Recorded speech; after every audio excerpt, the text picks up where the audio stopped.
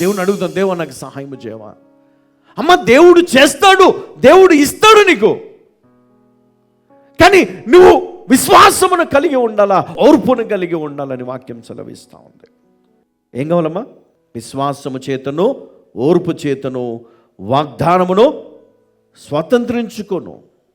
మన విశ్వాసము, మన ఓర్పు రెండు గనక మనం కలిగి ఉంటే తప్పకుండా మనం ఏ కార్యమునైతే మనము మన జీవితంలో పొందాలని ఆశపడుతున్నాం అది మన జీవితంలో జరుగుతుంది. హల్లెలూయా. ఎందుకండి ఎన్నోసార్లు మనం అనుకున్నాం మనకు జరగలేదన్న వాళ్ళు ఎంతమంది ఈరోజు లేరు ఇక్కడ. విశ్వాసాన్ని కోల్పోయినారు, ఎందుకంటే సాతాను వాళ్ళంటే ట్యూన్ చేశాడు. కానీ మనం ఏం చేయాలి? మనము విశ్వాసములోనికి మనం ట్యూన్ చేసుకోవాలి, ఆ ఓర్పులోనికి మనం ట్యూన్ చేసుకోవాలి. అప్పుడు నువ్వు చేసే ప్రార్థన బహు బలమైనదై, శక్తి గలదై, ఆ దేవుణ్ణి కదిలిస్తుంది. అప్పుడు దేవుడు ఆయన దూతలకు ఆయన ఆజ్ఞాపిస్తాడు, ఆయన దూతను పంపుతాడు. మన జీవితంలో ఎప్పుడో జరగవలసినవి ఇప్పుడే దేవుడిని జీవితంలో జరిగిస్తాడు. ఎంతమంది పరిశుద్ధ గ్రంథములో దేవుణ్ణి ప్రార్థించారు అంటే చాలామంది ఉన్నారు కదా. కొన్ని సందర్భాలు మనం చూస్తే మరణము వరకు వెళ్ళిన వాళ్ళను మొరపెట్టగా, కన్నీళ్లు విడవగా దేవుడు వాళ్ళని తప్పించినట్లు ఎన్ని సందర్భాలు లేవు కదా. చాలా సందర్భాలు, చాలామంది మన దగ్గర సాక్ష్యాలు కూడా చెప్పారు. దేవుడు కాపాడాడు, దేవుడు స్వస్థపరిచాడండి, చనిపోయేవాడిని నేను. కానీ ఒక్కసారి మనం దెబ్బతిన్న తర్వాత, తిరిగి మళ్ళీ మనము మారు మనసు పొందిన తర్వాత ఇంకెప్పుడు పడిపోవడానికి చూడొద్దండి. నేను కొంతమందిని గమనించాను, చావు దాకా వెళ్ళేసరికి దేవుని కాళ్ళు పట్టుకుంటారు, ఏడుస్తారు. ఒక్కసారి మరణం తప్పిపోయింది అనుకోండి, మళ్ళీ విషం కక్కుతూనే ఉంటారు. నిజం, పాము స్వభావం అంతే. పాముని ఎంత నమ్మినా అది ఎప్పటికైనా డేంజరే కదా. మన స్వభావం అట్లుంటే ఇప్పుడే మార్చుకోవాలండి. నీకెందుకు పగలెందుకు? నువ్వు దేవుని బిడ్డవే. నీకెందుకు కొట్లాటలు వాళ్ళతో? నీకెందుకు వాళ్ళతోటి మనసాయసలు? నువ్వు దేవుని బిడ్డవు కాదా? దేవుని కుమారుడు కాదా? ఓర్పు, సహనము, విశ్వాసం అనేది నీకు లేదా? లేకపోతే దేవుడిని అడగండి ఈరోజు, ఆ దేవుడు ఇస్తాడు మీకు. పక్కన వాళ్ళు మనం ఎంత తిడుతూ ఉన్నారు, ఎందుకు? మన స్వభావాన్ని బట్టి, మన ఆలోచన విధానం బట్టి, మనం మాట్లాడే మాటలను బట్టి, మన చూపును బట్టి, మన యొక్క నడతను బట్టి ఎదుటి వారు మన ముందు మనకు అనకపోయిన పక్కన పోయి అనుకుంటారు. కొన్నిసార్లు మనం ఎంత మంచి పనులు చేసినా మనకి దెబ్బలు తాకుతూనే ఉంటాయి అనుకోండి, అది వేరే సంగతి. దేవుడు ఇస్తాడు మనకు ప్రతిఫలం, మనుషులు కాదంట. అందుకే ఎవరు ఎన్ని మాట్లాడినా మనం పట్టించుకోవద్దు, వాళ్ళు ఎన్ని ఇది చేసినా పట్టించుకోవద్దు. ఒకటే పట్టించుకోవాలి, నాకు దేవుడు ఉన్నాడు.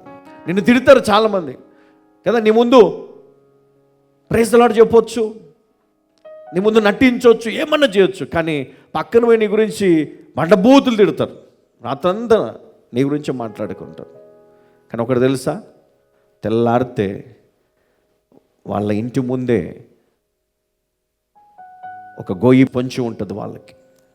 ఎందుకో తెలుసా? వాళ్ళకి ఆపదలు ఎక్కువ ఉంటాయంట అడుగడుగున. అందుకే నిజ క్రైస్తవుడు తన హృదయాన్ని మార్చుకొని, తన జీవితాన్ని మార్చుకొని, ఎదుటివాన్ని క్షమించి ప్రేమించే గుణము కలిగి, విశ్వాసముతో, ఓర్పుతో ఆ వాగ్దానమును, అవునండి ఆ వాగ్దానం నా జీవితం నెరవేరాలి, మరి నేనేం చేయాలా? నా జీవితాన్ని మార్చుకోవాలా?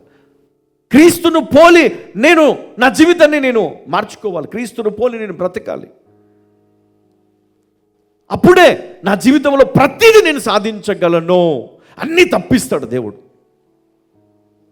దేవుడు చెప్తాడు ముందే, ఇదిగో నువ్వు పలాని చోట నువ్వు వెళ్ళి నువ్వు బస్ చేస్తున్నావు ఈ రాత్రి, అక్కడ ఉండొద్దు, నువ్వు అక్కడి నుంచి ఇంకా ముందుకు వెళ్ళిపో.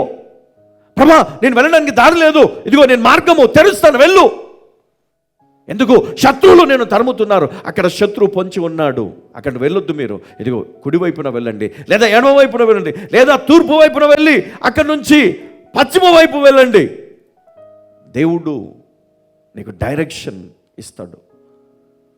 నువ్వు ఎక్కడ నివసించాలి, ఎక్కడ నీకు సంతోషం ఉంది, ఎక్కడ నీకు స్వేచ్ఛ ఉంది, ఎక్కడ నీకు కాపుదల ఉంది, ఎక్కడ దేవుని ప్రొటెక్షన్ ఉంది, అక్కడ దేవుడు పెడతాడు నిన్ను. అందుకే ప్రార్థించాల. మనం ఎంతో కష్టపడి పనులు చేస్తూ డబ్బు సంపాదిస్తున్నాం, కానీ ఒక రోజు వస్తే మన జీవితంలో నెమ్మది ఉండదు కదా, నెమ్మది లేదు. అయ్యా చాలా డబ్బులు ఉన్నాయి, ఈ సంవత్సరం ఉంటుంది, ఒక సంవత్సరం, 2 సంవత్సరం, 3 సంవత్సరం, ఒక 5 సంవత్సరాలు, 6వ సంవత్సరం మళ్ళీ నువ్వు రావాల్సింది దేవుని దగ్గరికి. ఈరోజు ఆరోగ్యం బాగుంది, అన్ని బాగున్నాయి, అంత బాగుంది, దేవుడు అవసరం లేదు, ఎవరు అవసరం లేదు, కానీ ఒక రోజు వస్తుంది మళ్ళీ నువ్వు దేవుని దగ్గర రావాల్సిందే. అందుకే ఆ అప్స్ అండ్ డౌన్స్ లేకుండా ఉండాలా. ఎప్పుడు నీ లైఫ్ ఒకేలాగా ఉండాలి అంటే కనుక యేసయ్యను పట్టుకొని, ఆయన చెయ్యి పట్టుకున్నాడు, ఆయన వాక్యంను పట్టుకున్నాడు. నీ హృదయాన్ని ఈరోజు బలపరుచుకొని విశ్వాసము చేత కట్టుకో. 2 పేతురు 1:4. ఆ మహిమ గుణాతిశయములను బట్టి ఆయన మనకు అమూల్యములను అత్యధికములునైన వాగ్దానములను అనుగ్రహించి ఉన్నాడు. దురాశను అనుసరించుట వలన లోకమందున భ్రష్టత్వమును ఈ వాగ్దానముల మూలముగా మీరు తప్పించుకొని దేవ స్వభావమునందు పాలివారగునట్లు, ఇది అండర్లైన్ చేసుకోండి, దేవ స్వభావమునందు పాలివారగునట్లు వాటిని అనుగ్రహించెను. ఎవరిని అనుగ్రహించాడంట? దేవ స్వభావం మందు పాలివారగునట్లు వారిని అనుగ్రహించను. కొంతమందిని మనకు అనుగ్రహిస్తాడు దేవుడు. వారు దేవుని స్వభావం కలిగిన వారు. నువ్వేమి చేయాలి? చాలా జాగ్రత్తగా మన జీవితాన్ని మనం కట్టుకోవాలి. వాళ్ళతో, వారితో పాలు కలిగి ఉండాలి. మనం ఈ దేవ స్వభావము లేనివారు, ఈ లోక సంబంధులతో మనము పాలివారమై ఉంటే మన జీవితం అంతా కూడా ఈ లోకముతోటే నిండిపోతుందండి. వాళ్ళు ఎట్లంటే, వాళ్ళు ప్రేమించరు, వాళ్ళు ఒకరిని క్షమించరు, వాళ్ళలాగా నిన్నుండమంటే నువ్వెందుకు నీ జీవితం మార్చుకుంటావు? నేను చెప్తున్నా, కొన్ని వేల మందికి బోధించాను నేను. అందులో అనేకులను దేవుడు జల్లెడ బట్టి చెత్త పొట్టు అంతా కూడా ఏరి అవతల పడేస్తూ ఉంటారు. కొంతమంది వాళ్ళే ఎగిరిపోతూ ఉంటారు, మనకు సంబంధం లేదు అది, కానీ వాళ్ళే అందులో నుంచి బయటికి పడిపోతూ ఉంటారు. ఓకే, చివరికి మిగిలినది కొంతమంది ఉంటారు.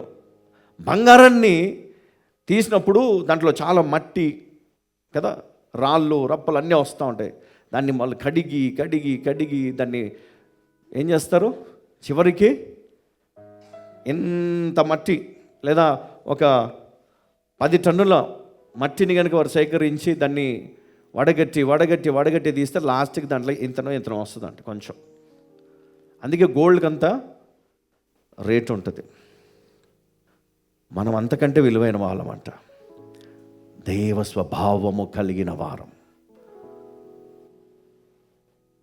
అంతకంటే గొప్పవాళ్ళం మనం. బంగారం కంటే, వెండి కంటే, వజ్రముల కంటే. అందుకే పరలోకములో బంగారము ఎక్కడుందంట? మన కాళ్ళ కింద ఉంటుందంట. దానికి వాల్యూ లేదు, అక్కడ ఎక్కడ పడితే అక్కడ ఉంటుంది. అక్కడ ఆ డస్ట్, గోల్డ్, బంగారు వీధులు. మనమేమో దాన్ని వేసుకొని తిరుగుతాం ఇక్కడ, ఎందుకంటే ఇక్కడ దానికి వాల్యూ ఉంది. ఏదో ఒక టైంలో మనకు పనికి వస్తుంది కదా, ఆపద కాలంలో ఆదుకుంటుంది. కొంతమంది ఉంటారు, ఏదైనా అవసరంగా కాగానే, నాకు చైన్ ఉంది పెట్టేయి, నాకు రింగ్ ఉంది తీస్తా పెట్టేసేయి, పోయి పట్టుకురాపో. అది మనం ఆదుకుంటుంది కదా అప్పుడప్పుడు గోల్డ్.